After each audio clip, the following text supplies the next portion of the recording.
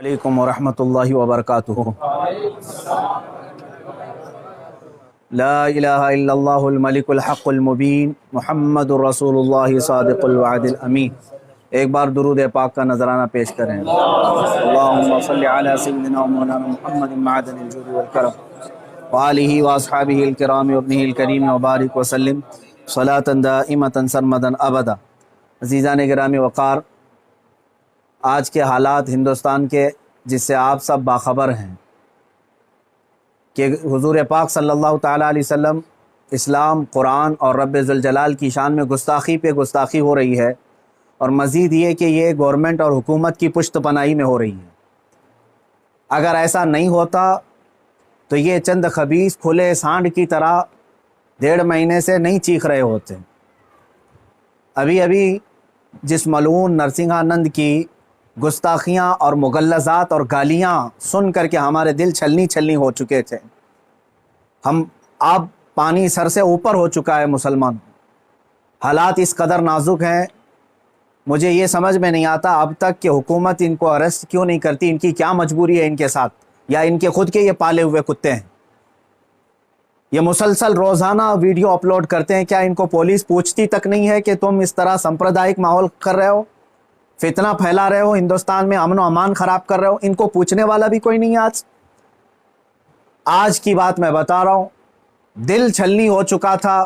مجھے معلوم ہے کہ ان کو اب پولیس اریسٹ بھی نہیں کرتی اور ہمارے احتجاجات اور ہمارے پروٹیسٹ سے بھی کچھ نہیں ہوتا، تو اس فقیر قادری نے اس کو مباہلے کا چیلنج دیا تھا کہ اگر تو اپنے بات میں سچا ہے تو آ جا، سامنے آ جا اور دیکھ لیا جائے، پوری دنیا بھی دیکھ لے گی کہ ایک مرتبہ ہم سامنے بیٹھ کر کے مباہلہ کر لیں۔ مباہلہ جانتے ہیں، ابھی جو سب کو پتہ ہو چکا ہے، ان کی زبان میں اگنی پریکشا۔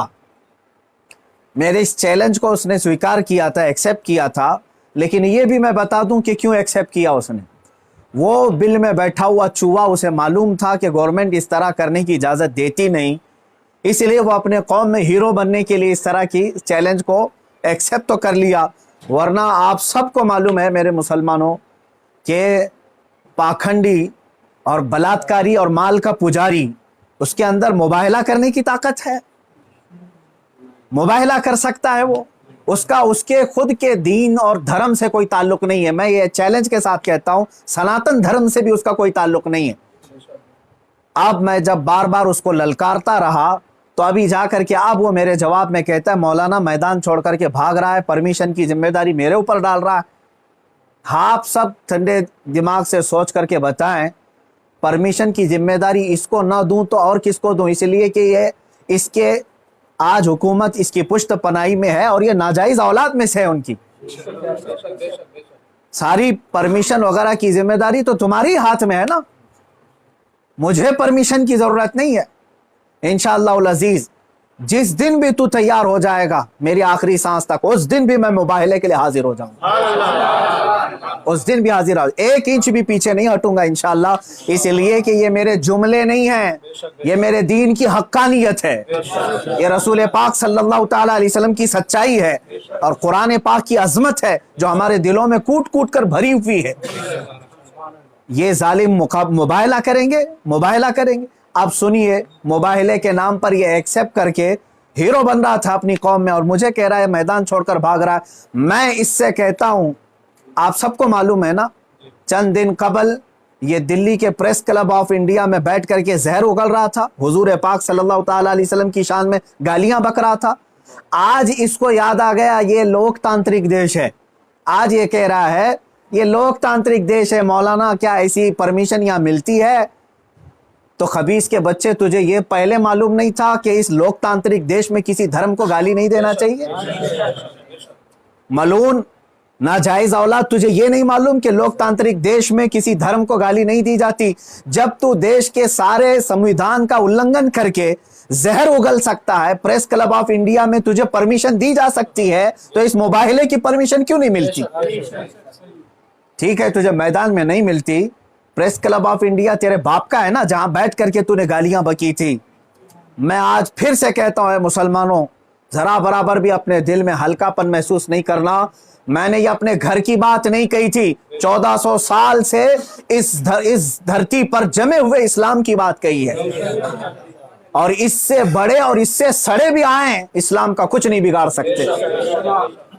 میرے آقا صلی اللہ تعالی علیہ وسلم کی ذات پر اگر تھوکتا ہے تو یہ سورج پر تھوکنے کے مانند ہے. اس کا منہ ابھی چند دن بعد دیکھنا اتنا کالا ہو جائے گا کہ اس کے خود چیلے اس سے نفرت کریں گے. ہاں, میرا عقیدہ میرے رسول پاک کے لیے یہ ہے, یا رسول اللہ تو گھٹائے سے کسی کے نہ گھٹا ہے نہ گھٹے. یا رسول اللہ, یا رسول اللہ تو گھٹائے سے کسی کے نہ گھٹا ہے نہ گھٹے گا. جب بڑھائے تجھے اللہ تعالیٰ تیرا, مٹ گئے مٹتے ہیں مٹ جائیں گے آدھا تیرے, نہ مٹا ہے نہ مٹے گا کبھی چرچا تیرا.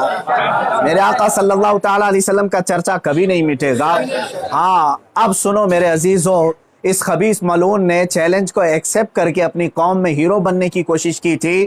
میں پھر سے کہتا ہوں, زندگی گزر جائے گی, اس کا پیشاب نکل جائے گا, مباہلے کے لیے نہیں آ سکتا. مباہلہ بہت دور کی بات ہے, مباہلہ بہت دور کی بات ہے.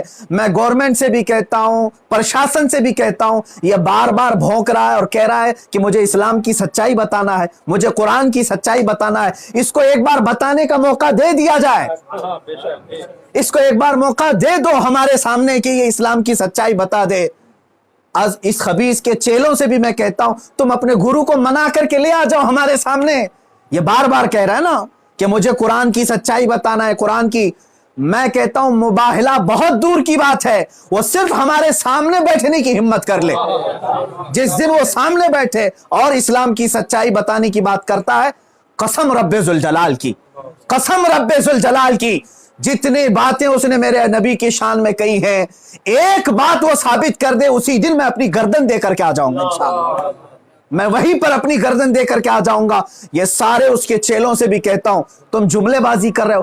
اور اس چیلنج کے بعد اب سوشل میڈیا میں برسات کے مینڈک کی طرح بہت سارے آ گئے, مولانا کا چیلنج ہم کو بھی ایکسیپٹ ہے, ہم کو بھی ایکسیپٹ ہے. تم کیا سمجھ رہے ہو, گڈی گڈے کا کھیل کھیلنے جا رہے ہیں ہم؟ یہ کوئی کھیل کھیلنے جا رہے ہیں؟ تاریخ پڑھ لینا, پتا چلے گا تمہیں مباہلہ کہتے کسے ہیں. عزیزان گرامی وقار, آج دل جل رہا ہے اس لیے میں عرض کر رہا ہوں, یہ مقابلے میں نہیں آئیں گے. پھر بھی میں کہتا ہوں, یہ 17 رمضان المبارک 30 اپریل آنے تک یہ جتنے چیلے بھوک رہے ہیں, اس میں ایک رامپال کا ایک سس ہے, کوئی شاگرد آیا ہے, وہ کہتا ہے محمد آخری نبی بھی نہیں ہے صلی اللہ علیہ وسلم. معاذ اللہ. اے مسلمانوں, اس نے ختم نبوت پر بھی ڈاکہ ڈالا. وہ کہتا ہے رامپال آخری نبی تھے, میں ثابت کرتا ہوں اور چنوتی کو اسویکار کرتا ہوں. یہ سارے پاکھنڈی ایک ساتھ آ جائیں, ایک ساتھ آ جائیں.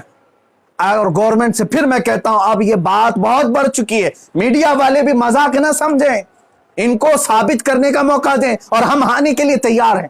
میں ایک نہیں, ہندوستان کی 11 بڑی خانقاہیں میرے ساتھ کھڑی ہیں, اور تقریباً 100 علماء اہل سنت اور مفتیان اعظام ابھی اسی وقت دلی آنے کے لیے تیار. میرے عزیزو, یہ کوئی کھیل کی بات نہیں کر رہا ہوں. الحمدللہ 100 تو میں اپنے لسٹ میں رکھا ہوں, ہزاروں کی تعداد میں یہاں پر اپنی جان لٹانے کے لیے تیار. اے مسلمانوں, اب پانی سر سے اوپر ہو چکا ہے. اب یہ 30 اپریل اور 17 رمضان المبارک کی تاریخ میں نے اعلان تو کیا, اور یہ بار بار اس کو ہلکے میں لے کر مذاق اڑاتے. آج بھی یہ کہتا ہے قرآن کو گنڈوں کی کتاب, قرآن کہتا ہے وائرس ہے, قرآن کو کہتا ہے گندی کتاب. کہاں مر گیا تمہارا ضمیر, کہاں مر گیا؟ مسلمانوں, میں اب آپ سے کہتا ہوں, اس تاریخ کو میرے 3 ہی اعلان ہوں گے. مجھے پہنچنے دیا جائے, مجھے پہنچنے دیا جائے. اس سے پہلے اگر گورنمنٹ یا ان کے کوئی بھی دباؤ میں آ کر کے اریسٹ کرتے ہیں, اسی دن سمجھ جانا ہے مسلمانوں, اسلام کی فتح ہو چکی ہے.